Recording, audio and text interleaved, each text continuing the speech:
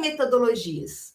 O que você usa no dia a dia? O que será que realmente está entrando na sala de aula com você? Será mesmo que entram as metodologias ou será que entram as estratégias? Para isso, a gente precisa saber o que é uma metodologia. Metodologia é o caminho. E na educação, na parte do processo ensino-aprendizagem, é ela que dá o embasamento teórico para a gente escolher estratégias de aprendizagem. Portanto, as metodologias, elas são de ensino e elas devem prever conteúdo e contexto. Dentro desse conteúdo e desse contexto, agora você vai colocar estratégias. Por quê? Porque as estratégias são as ações que os estudantes vão executar para chegar naquele objetivo final.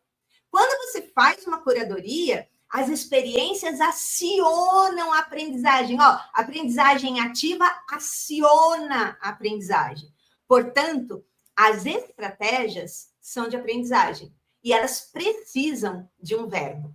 E esse verbo nunca vai ser, como a gente vê muito por aí, e eu vou até trazer você aqui comigo, a gente vê muito por aí, ementa de disciplina, né?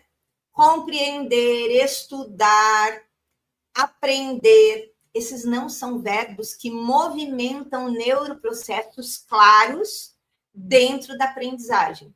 A gente precisa de neuroprocessos claros dentro da aprendizagem para estabelecer aqueles objetivos, que são a ação do aprender. Portanto, quando você trabalha em um curso que tem disciplinas e dentro da aula você coloca o que você chama de metodologias ativas, você não está trabalhando com metodologia.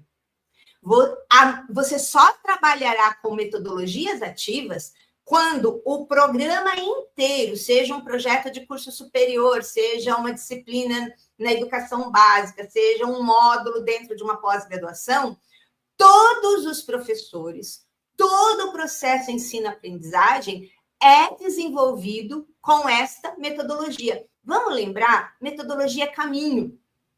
Portanto, eu só trabalho com metodologia ativa, PBL, por exemplo, aprendizagem baseada em problemas, quando todo o currículo é feito desse jeito. Mas eu trabalho com aquelas fases do PBL. Se você trabalha com estratégias. É por isso que nos cursos, mais de 95% dos cursos superiores no Brasil, que eu conheço, eu avalio, eu faço parte, eu dou consultoria, a gente vê a busca da instituição por professores que precisam mudar o estilo de aula. Mas o que está acontecendo? Olha só, veja se você concorda comigo. A gente começa essa história de começar a colocar estratégia ativa, de aprendizagem ativa dentro da aula, quando as tecnologias começam a crescer muito lá por 2009, 2010, 2011 aproximadamente. Estamos chegando agora com a inteligência artificial. Adivinha o que está acontecendo? A aula toda agora tem que ser repensada. Então, quando todos os professores de um curso precisam rever as suas unidades curriculares e precisam mudar para estratégias que tornem a aprendizagem dos estudantes mais ativa, quando isso é cobrado nos Enems da vida, nos Enaves da vida, está na hora dessa instituição rever os seus projetos de curso, os seus PPCs. Porque o PPC não está mais dando conta. No capítulo de metodologia, no ensino superior, tem um indicador que avalia isso, e é o indicador mais denso que existe. O curso não está dando mais conta de atingir o conceito mínimo do indicador 1.6, que é o indicador do instrumento de avaliação que avalia como são as metodologias dentro do curso. Então, hoje, a maioria dos professores usa estratégias. Só que com inteligência artificial, aquelas muitas estratégias anteriores já não servem mais. É isso, a maioria usa estratégias e não metodologias. O segredo das curadorias criativas, como eu já falei para vocês, é a gente ter verbo, contexto e conteúdo. Quando a gente tem verbo, contexto e conteúdo trabalhando, a gente tem uma curadoria com experiências capazes de mobilizar essa aprendizagem ativa. E de onde eu tirei isso? Na verdade, eu não tirei isso de mim.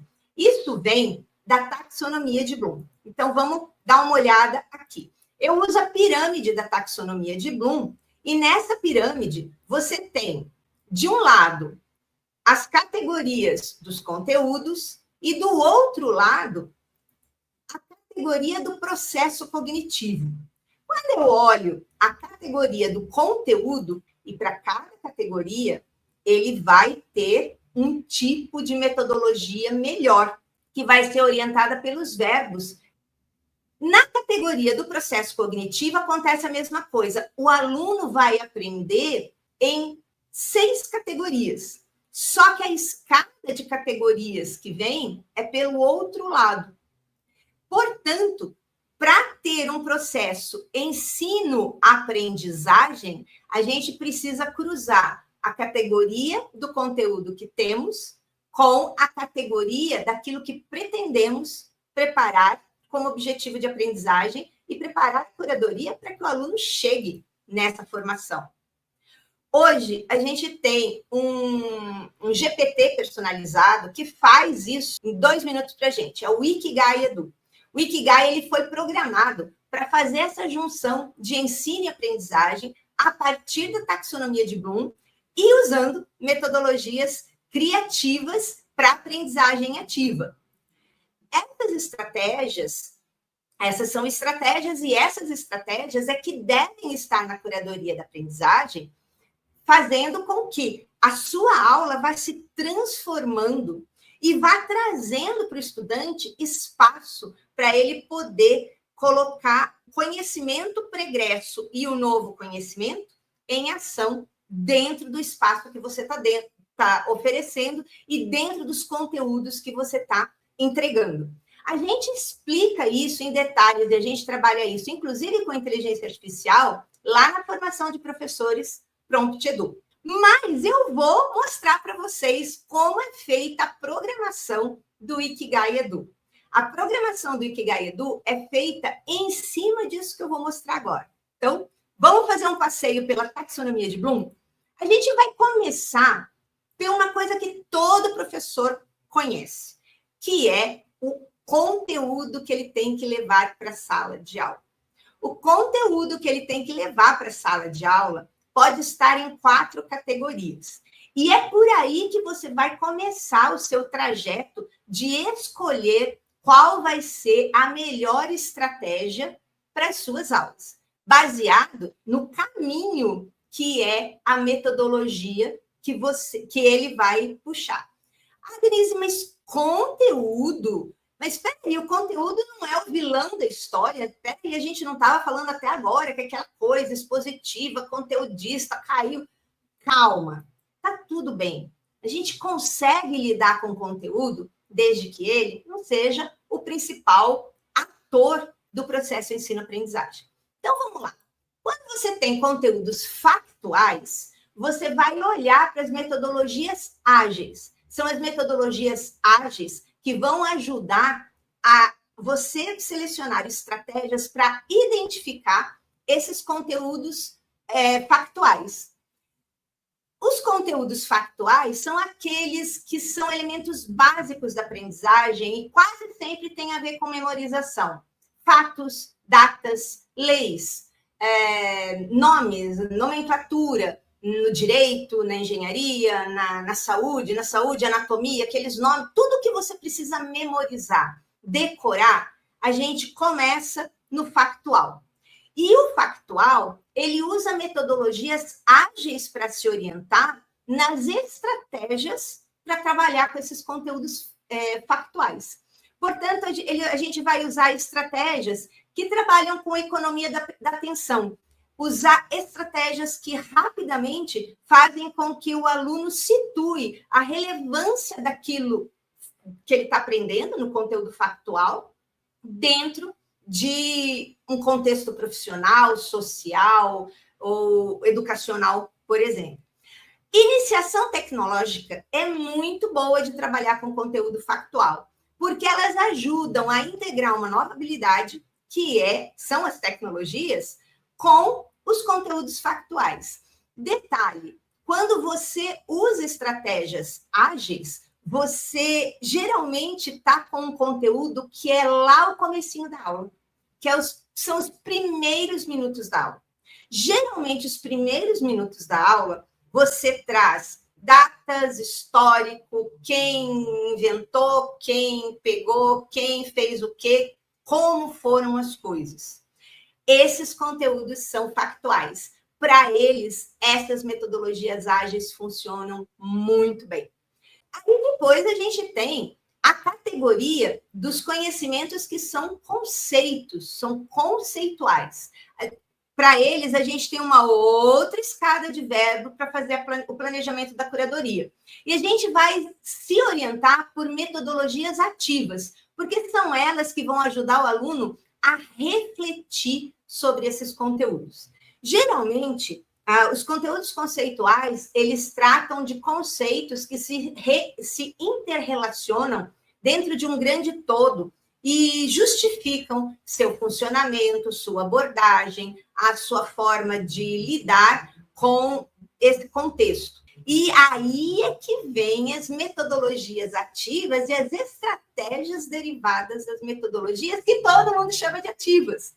Então, aqui estão as clássicas, como a aprendizagem baseada em problemas, a aprendizagem baseada em projetos. Aqui nasceu o conceito de metodologias ativas. Mas quando você pega estratégias que mobilizam o mesmo processo, o mesmo neuroprocesso de aprendizagem dentro da mente dos seus alunos, da sua turma, você está trabalhando com estratégias ativas. Estudos de caso, Design Thinking Express, no modelo do duplo diamante, por exemplo, hoje eu estou trabalhando o primeiro do modelo do duplo diamante, porque eu só quero ir com vocês até eu compreender por que as metodologias não são ativas. Eu não vou progredir na pirâmide de Bloom, por exemplo, para o aplicar, para o analisar, para o avaliar e nem para o criar. Então, isso daí no Design Thinking estaria no segundo diamante, o modelo do segundo diamante. Então, hoje eu estou apresentando para vocês uma ideia, fazendo um brainstorming, conceituando e mostrando como esse conceito se posiciona melhor dentro de uma nova relação educacional que o mundo está vivendo por causa da evolução das tecnologias. A terceira categoria é a procedimental, que é quando você usa metodologias geralmente imersivas para que o aluno interaja com o objeto de aprendizagem. Elas só vão funcionar quando o aluno interage com o objeto de aprendizagem. E aí a gente tem aqui uma outra escada de verbos para fazer o planejamento e a curadoria das trilhas de aprendizagem. A categoria procedimental, ela trabalha com procedimentos, seja físico ou qualquer coisa que são sistematizados dentro de uma área, profissão ou área de conhecimento. Portanto, quando eu uso estratégias imersivas, eu faço com que o estudante não só compreenda e aplique, eu faço com que ele analise, ele avalie, ele argumente, ele cria vínculos mais fortes. E a depender do tipo de procedimento que você está ensinando, ele vai ter que mobilizar recursos emocionais, atitudinais, comportamentais também.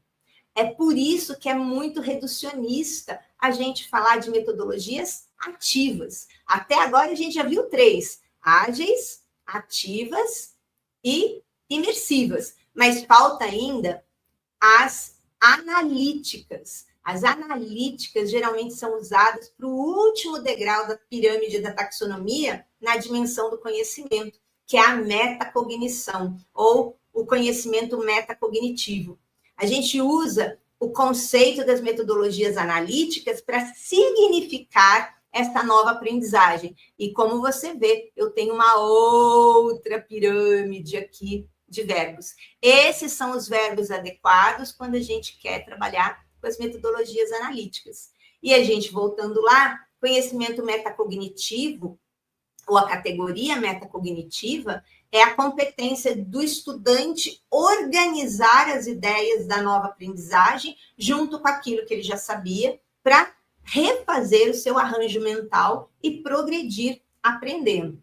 E as estratégias que derivam dessas metodologias analíticas são aquelas que facilitam esse processo. Então, diagnósticos combinados, produções técnicas, gravar um podcast, gravar uma live junto com os colegas para discutir em público um tema, isso mobiliza muito mais do que o conhecimento.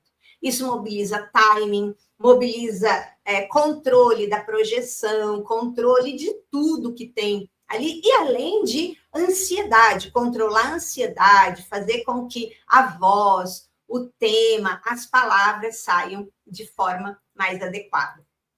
Isso tudo está começando a tomar sentido, porque isso tudo faz parte de muita coisa que eu trabalho desde 2017 e que agora está indo para a plataforma Docência Flix. A plataforma Docência Flix, ela está sendo concebida exatamente para que o professor saia do conceito de fazer curso e entre para dentro, encontre tudo do curso e muito mais, e escolha o que ele precisa naquele momento, o que ele quer naquele momento, ou até, eu quero rever uma discussão, eu quero rever alguma coisa. Então, dos nossos cursos, de todas as formações que eu tenho gravações que eu estou fazendo cortes temáticos, e está subindo para a plataforma para você ver, por exemplo, discussões que não estavam na turma que você cursou. Às vezes, um colega de uma turma traz uma discussão que é muito pontual, ou daquele momento, ou daquele grupo, ou daquele professor. E a gente acaba fazendo uma discussão boa, mas a gente não consegue fazer a repetição dessa discussão com outras turmas, porque, na verdade, não era parte do programa, aquilo foi um adendo. Então, eu tenho muita coisa gravada, e aí a ideia é de ter uma plataforma que compartilhe isso com vocês.